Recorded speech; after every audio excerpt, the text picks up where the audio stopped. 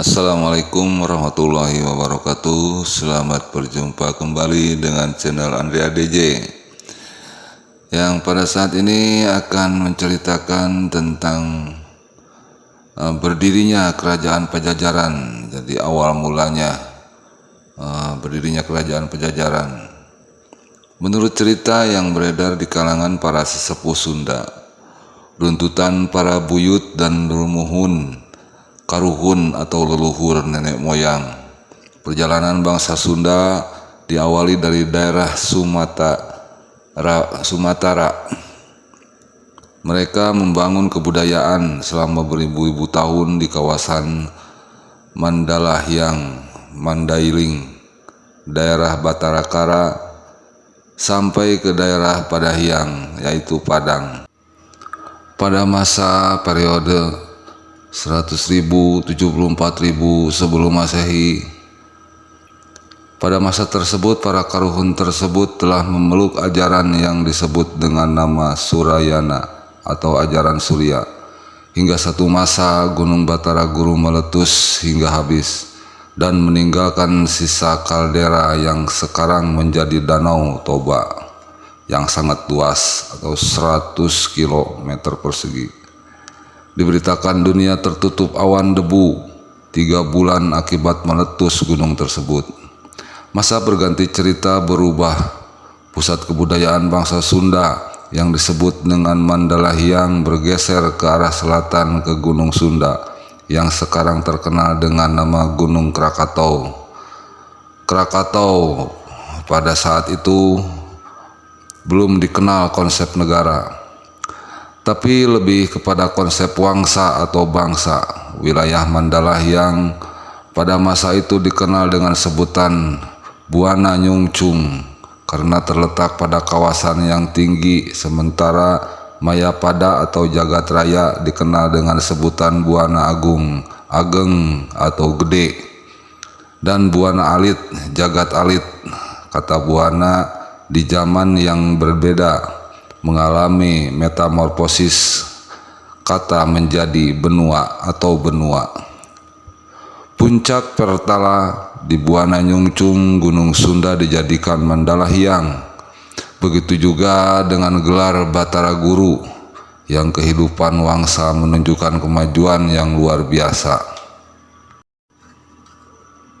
Dengan berbagai kemajuan teknologi di darat dan di laut, daerah ini terkenal dengan sebutan Buana Ata atau Buana yang kokoh dan tidak bergeming.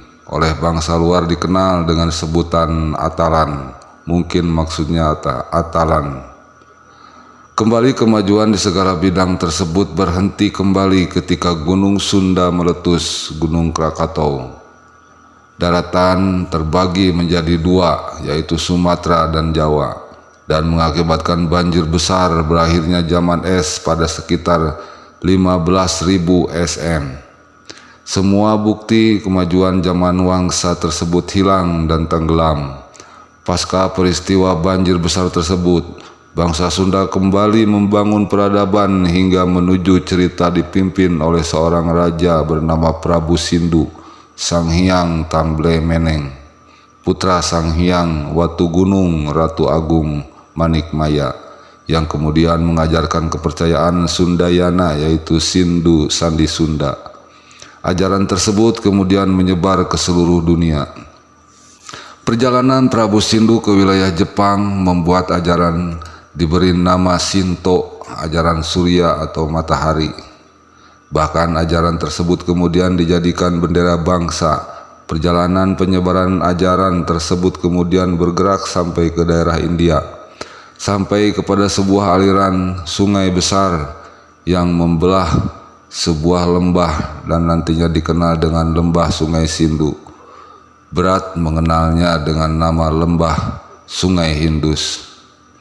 Tepatnya di daerah Jambuwipa. Perkembangan ajaran tersebut sangat luar biasa sehingga menghasilkan sebuah peradaban tinggi.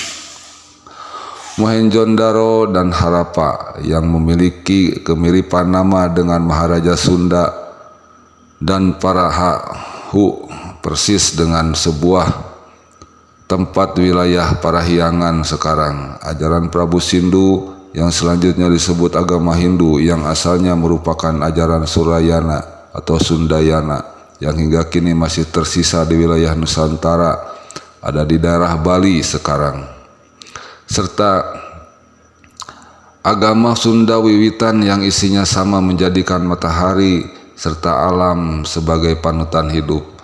Dan bila dikaji lebih mendalam, ajaran ini merupakan ajaran monoteisme atau percaya kepada Tuhan Yang Maha Esa. Kebudayaan bangsa Sunda yang berlokasi di sekitar Gunung Sunda atau Gunung Krakatau dibuktikan dengan ditemukannya fakta sejarah dan penemuan arkeologis yang ada di daerah Sumatera bagian tengah dan Jawa bagian barat sebagai berikut. 1. Kota Barus, pesisir barat Sumatera, merupakan satu-satunya kota Nusantara yang namanya telah disebut sejak awal abad Masehi oleh literatur dalam berbagai bahasa seperti dalam bahasa Yunani, Syria, Armenia, Arab, India, Tamil, Cina, Melayu, dan Jawa. Berita tentang kejayaan Barus sebagai bandar niaga internasional dikuatkan oleh sebuah peta kuno yang dibuat oleh Claudius atau Ptolemeus, seorang gubernur dari kerajaan Yunani yang berpusat di Alexandria, Mesir pada abad kedua. Di peta itu disebutkan di pesisir barat Sumatera terdapat sebuah bandar niaga bernama Barasai atau Barus yang menghasilkan wewangian dan dari kapur barus. Diceritakan kapur barus yang diolah dari kayu kamper dari bonsai itu merupakan salah satu bahan pembalseman mayat pada zaman kekuasaan Firaun sejak Ramses II atau sekitar 5.000 tahun sebelum Masehi. Yang kedua, Kerajaan Salakanagara. Kerajaan ini dianggap sebagai kerajaan tertua di Nusantara. Kerajaan ini berkedudukan di Teluk Lada, Pandeglang, namun ada juga yang menyatakan kerajaan ini berkedudukan di sebelah barat kota Bogor di kaki Gunung Salak. Konon nama Gunung Salak diambil dari kata Salaka. Tidak diketahui pasti sejak kapan berdirinya Kerajaan Salakanagara, namun berdasarkan catatan sejarah India, para cendekiawan India telah menulis tentang nama Dwipantara atau Kerajaan Jawa Dwipa di Pulau Jawa sekitar 200 yang tidak lain adalah Salakanagara. Naskah Wangsa Sekerta menyebutkan bahwa sejak kurang lebih tahun 1030 Masehi, pada saat itu sudah ada pemerintahan Kerajaan Salakanagara di Jawa Barat. Salakanagara atau Kota Perak pernah pula disebutkan dalam catatan yang disebut dengan Aergeoia oleh Pertenius pada tahun 1150 Masehi. Kerajaan Salakanagara memiliki raja bernama Dewawarman I sampai Dewawarman VIII yang menjadi asal muasal kemaharajaan Sunda Nusantara. Yang keempat, situs Gunung Padang yaitu Cianjur merupakan situs prasejarah peninggalan kebudayaan megalitikum di Jawa Barat. Tempatnya berada di perbatasan dusun Gunung Padang dan Panggulan, Desa Karyamukti, Kecamatan Cempaka, Kabupaten Cianjur. Luas komplek bangunan kurang lebih 900 meter persegi. Terletak pada ketinggian 885 mdpl. Dan area situs itu sekitar 3 hektar, menjadikan sebagai komplek punden berundak terbesar di Asia Tenggara. Menurut legenda dan cerita para leluhur, situs Gunung Padang merupakan tempat pertemuan berkala, kemungkinan tahunan, semua ketua adat dari masyarakat Sunda kuno, dan ada juga yang mengatakan bahwa ini merupakan tempat penobatan para raja yang ada di dalam wilayah kemaharajaan Sunda Nusantara. Saat ini situs itu juga masih dipakai oleh kelompok penganut agama asli Sunda atau Sunda Wiwitan untuk melakukan upacara. Berdasarkan naskah Bujangga Manik dari abad ke-16 menyebutkan adanya satu tempat kebuyutan, tempat leluhur yang dihormati oleh orang Sunda di Hulu Cisokan, yang tidak lain adalah situs ini.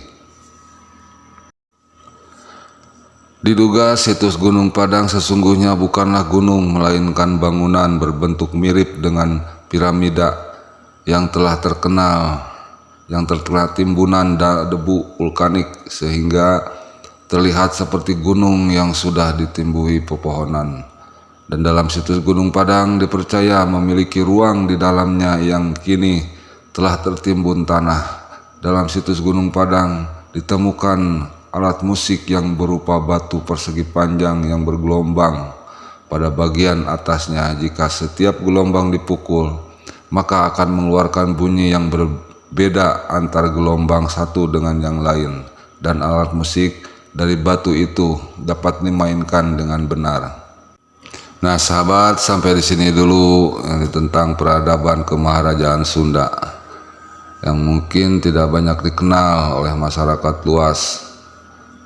Nah, adapun yang sesungguhnya bisa dibaca dalam sejarah-sejarah Sunda di museum-museum ataupun di perpustakaan-perpustakaan. Banyak manfaatnya yang bisa kita ketahui untuk pengetahuan atau wawasan. Terima kasih atas perhatiannya. Jangan lupa like, komen, subscribe channel ADJ. Semoga terus berkembang. Wabillahi taufiq wal hidayah. Wassalamualaikum warahmatullahi wabarakatuh.